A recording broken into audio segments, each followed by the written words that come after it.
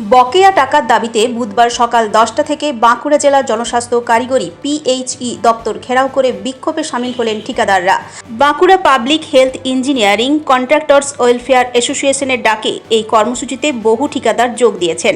বিক্ষোভকারীদের অভিযোগ, দীর্ঘদিন ধরে তাদের প্রায় 350 কোটি টাকা বকেয়া পড়ে রয়েছে।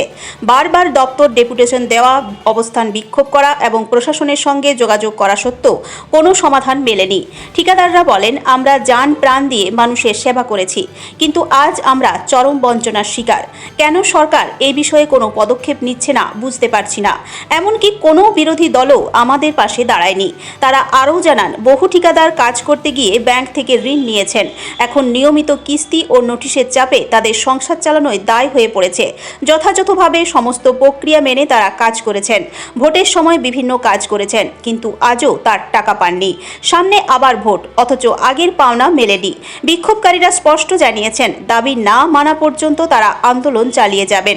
প্রয়োজনে আগামী দিনে পরিবার পরিজনকে নিয়ে বৃহত্তর আন্দোলনে নামার হুঁশিয়ারও দিয়েছেন তারা। পাশাপাশি তাদের দাবি মাননীয় মুখ্যমন্ত্রীর কাছে পৌঁছে দেবার আবেদনও জানান ঠিকাদাররা। আমরা দীর্ঘদিন ধরে এজিএম, ইলেকশন, ডট এই কাজগুলো করেছি, কিন্তু তার পেমেন্ট এখনো পর্যন্ত আমরা পাইনি। বিগত 2 বছর ধরে। ইলেকশন তো 2024 সাল থেকে পাইনি।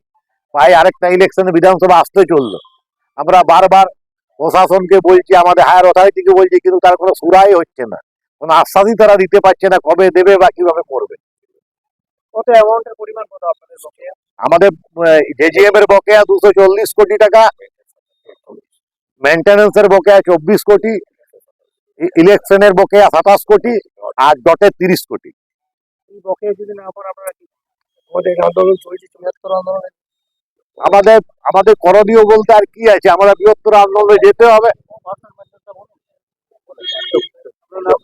আমার তপন চৌধুরী। আমাদের দাবি মিটছে না, কারণ আজকে আমাদের যা পরিস্থিতি, আমরা তো আমাদের জান প্রাণ লড়িয়ে মানুষের সেবা করে গেলাম, কিন্তু আমরা বঞ্চিত হচ্ছি। এই বঞ্চনা যে কেন শিকার হচ্ছি, আজ পর্যন্ত কোন সরকার কেন এর নিয়ে স্টেপ নিচ্ছে না আমরা বুঝতে পারছি না।